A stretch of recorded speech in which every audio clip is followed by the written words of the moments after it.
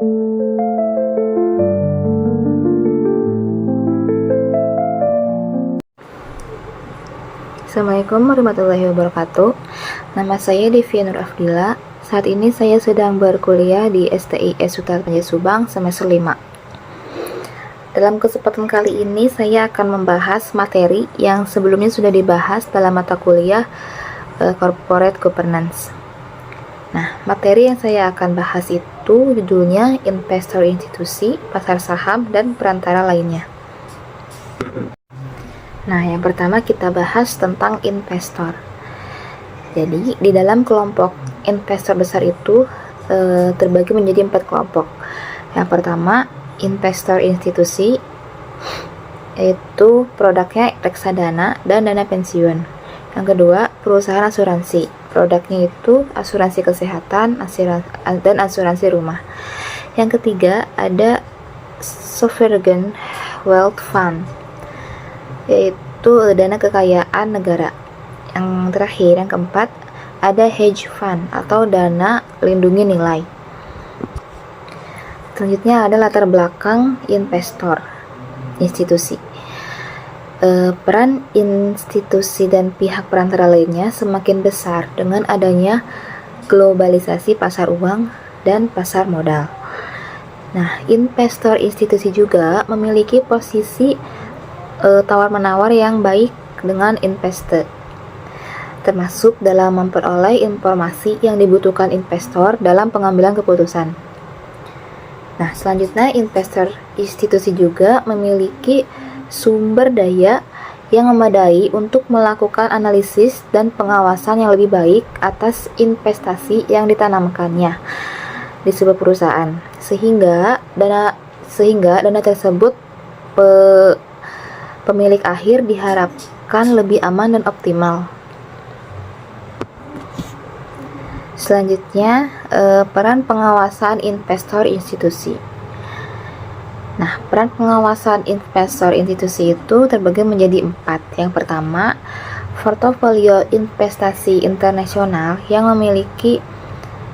dimiliki oleh investor institusi berperan dalam mempromosikan tata kelola korporat yang baik ke seluruh dunia.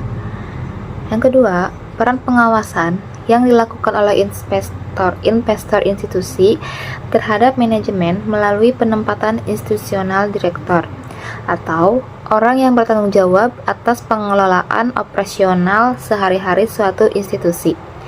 Yang ketiga, ada peran post-op investor institusi, khususnya asing, dalam mengurangi tindakan eksploitasi atau pengambilan aset atau properti milik investor asing oleh pemerintah dengan kompensasi untuk kepentingan umum oleh pemegang saham pengendali.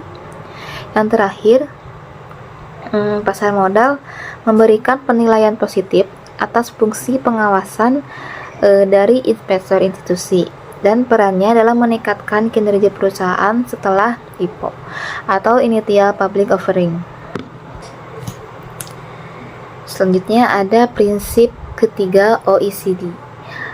Konsep dasar prinsip ketiga OECD menyatakan bahwa kerangka tata kelola korporat yang baik harus mendorong pelaksanaan tata kelola pada seluruh rantai investasi dan memastikan pasar modal berfungsi efektif dalam mendukung implementasi tata kelola korporat yang baik. Nah, subprinsip itu ada 3. Yang pertama, ada subprinsip A. Investor institusi yang menjalankan peran fidusia harus mengungkapkan kebijakan tata kelola dan penggunaan hak suara atas investasi yang dilakukannya, termasuk prosedur yang dimiliki perusahaan dalam menentukan penggunaan hak suara mereka. Yang kedua ada subprinsip B, yaitu penggunaan hak suara oleh pihak yang mewakili harus sesuai dengan kepentingan beneficial owner. Yang terakhir, subprinsip C, yaitu investor institusi yang mengemban tugas fidusia harus mengungkapkan cara mereka dalam mengelola konflik kepentingan yang material yang mungkin dapat mempengaruhi penggunaan hak suara terkait investasi yang mereka lakukan. Selanjutnya ada prinsip ketiga OECD. Konsep dasar prinsip ketiga OECD ini menyatakan bahwa kerangka tata kelola korporat yang baik harus mendorong pelaksanaan tata kelola pada seluruh rantai investasi dan memastikan bahwa pasar modal itu berfungsi dengan baik dan efektif dalam mendukung implementasi tata kelola korporat yang baik. Selanjutnya ada jenis-jenis subprinsip. Yang pertama ada subprinsip A, yaitu investor institusi yang menjalankan peran fidusia harus mengungkapkan kebijakan tata kelola dan penggunaan hak suara atas investasi yang dilakukan, termasuk prosedur yang dimiliki perusahaan dalam menentukan penggunaan hak suara mereka. Yang kedua ada subprinsip B, yaitu penggunaan hak suara oleh pihak yang mewakili harus sesuai dengan kepentingan beneficial owner. Yang ketiga ada subprinsip C, yaitu investor institusi yang mengemban tugas fidusia harus mengungkapkan cara mereka dalam mengelola konflik kepentingan yang material yang mungkin dapat mempengaruhi penggunaan hak suara mereka terkait investasi yang mereka lakukan. Selanjutnya yang keempat ada subprinsip D, yaitu kerangka tata kelola korporat harus mendorong para pihak perantara untuk mengungkapkan dan meminimumkan konflik kepentingan yang dapat mempengaruhi integritas mereka. Yang kelima ada subprinsip E, yaitu untuk meningkatkan keandalan pasar modal diperlukannya regulasi untuk melarang dan menindak tegas praktik perdagangan oleh orang dalam dan manipulasi pasar lainnya. Yang keempat ada subprinsip F. Dalam konteks pasar modal menyatakan bahwa perusahaan yang terdaftar pada bursa efek dengan yurisdiksi yang berbeda dengan yurisdiksi pendiriannya harus mengungkapkan dengan jelas hukum dan regulasi terkait tata kelola korporat yang diterapkannya. Yang terakhir, yang ketujuh, ada subprinsip G. Dalam konteks pasar global menyatakan bahwa pasar modal harus mampu menyediakan akses informasi harga yang wajar dan efisien sebagai bagian dari upaya untuk mendorong pelaksanaan tata kelola yang efektif. Selanjutnya ada pedoman dan peraturan tugas fidusia investor institusi. Ada 6 nih pedoman dan peraturannya. Yang pertama, Undang-Undang Pasar Modal atau UUPM. Terdapat aturan yang mewajibkan kustodian menyampaikan seluruh informasi terkait RUPS yang relevan kepada ultimate shareholder atau pemegang saham akhir. Yang kedua, BAPEPAM, yaitu mengatur tentang hak dan kewajiban antara pemegang saham dan kustodian, termasuk kewajiban kustodian untuk meneruskan informasi yang relevan kepada pemegang saham. Yang ketiga, ada Peraturan Nomor 43/POJK 05/2019, yaitu mengatur organ tata kelola yaitu RUPS, termasuk pemegang saham, direksi, dan dewan komisaris, serta kewajiban pengungkapan tata kelola korporat, asuransi, dan rearuansi, termasuk untuk aspek yang mengandung unsur konflik kepentingan. Yang keempat, ada Peraturan OJK Nomor 43/POJK 04/2015, mewajibkan manajer investasi menerapkan prinsip integritas, mengutamakan kepentingan nasabah, memberikan pelindungan aset nasabah, melaksanakan keterbukaan informasi, dan menghindari benturan kepentingan. Yang kelima, Peraturan OJK Nomor 10/POJK Nomor 4/2008. Manajer investasi wajib melakukan pemantauan secara berkala terhadap investasi company, meninjau hasil pemantauannya, serta dapat mempunyai kebijakan agenmen atas investor company. Yang terakhir atau yang keenam itu peraturan OJK tentang pedoman perilaku dan tata kelola manajer investasi. Mewajibkan manajer investasi untuk memiliki kebijakan penanganan benturan kepentingan, termasuk diantaranya kewajiban pengungkapan tertulis kepada nasabah jika manajer investasi memiliki atau berpotensi memiliki benturan kepentingan. Selanjutnya ada peran organisasi dan profesi yang menunjang pasar modal dalam mendukung tata kelola korporat. Jadi, selain investor institusi, rantai investasi dari pemilik akhir sampai dengan perusahaan juga melibatkan beberapa organisasi dan profesi menunjang, seperti proxy advisor, analisis, broker, lembaga pemeringkat, dan lain-lainnya. Konflik kepentingan ini pada umumnya dipicu oleh pemberian beragam jasa kepada klien yang sama, di mana kelangsungan suatu jasa dipengaruhi oleh hasil dari jasa lainnya. Besarnya imbalan jasa yang dipengaruhi oleh klien tertentu atau kedekatan tertentu dengan kliennya. Salah satu mekanisme untuk menekan konflik kepentingan tersebut adalah melalui pengaturan mengenai kompensasi yang diterima analis serta pentingnya pelaksanaan subprinsip D.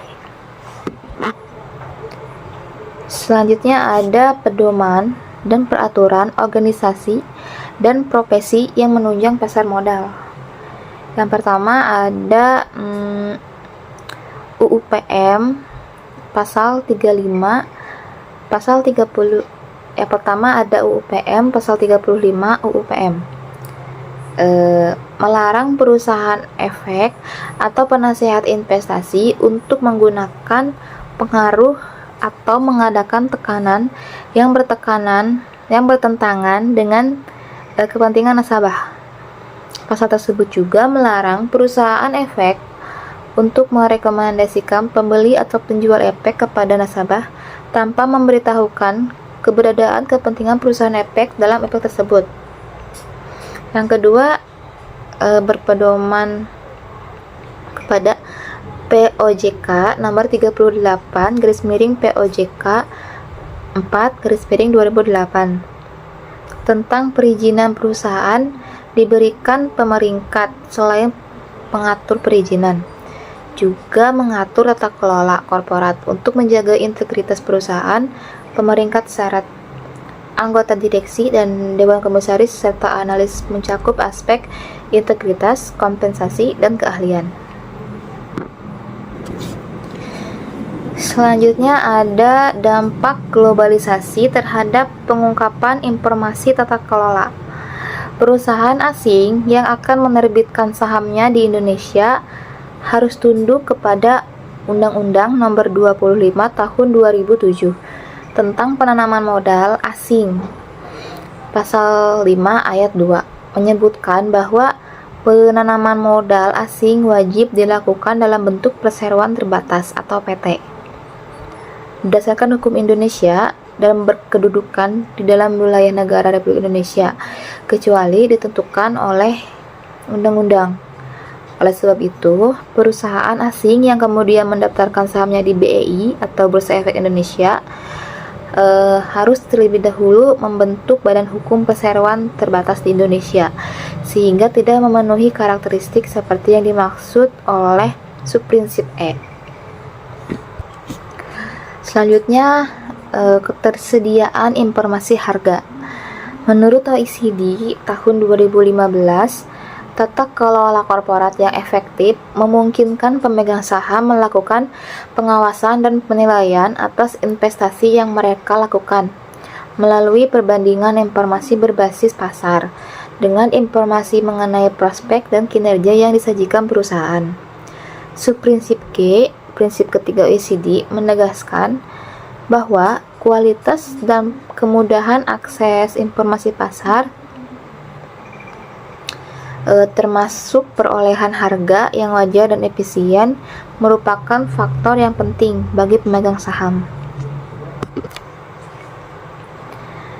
Yang terakhir, kesimpulan. Investor institusi merupakan perantara antara pemilik akhir atau beneficial owner dan perusahaan atau investor. Peran investor institusi dan pihak perantara lainnya semakin besar dengan adanya globalisasi pasar, uang dan pasar modal. Rantai perantara investasi saat ini semakin besar dan kompleks. Pihak-pihak tersebut tidak hanya berperan sebagai perantara investor dan perusahaan domestik, melainkan juga investor dan perusahaan dari berbagai negara. Data statistik yang diterbitkan oleh BEI dalam 4 tahun terakhir 2018 sampai 2021 menunjukkan lebih dari 40% perdagangan yang terjadi di bursa melibatkan investor asing dan memungkinkan sebagian besarnya merupakan investor institusi.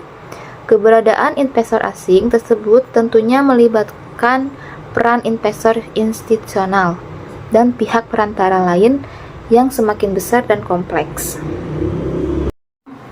Cukup sekian yang saya dapat sampaikan. Semoga apa yang saya sudah bahas tadi, semoga jadi informasi dan ilmu yang bermanfaat di masa yang akan datang. Mohon maaf bila ada kesalahan. Terima kasih atas perhatiannya. Assalamualaikum warahmatullahi wabarakatuh.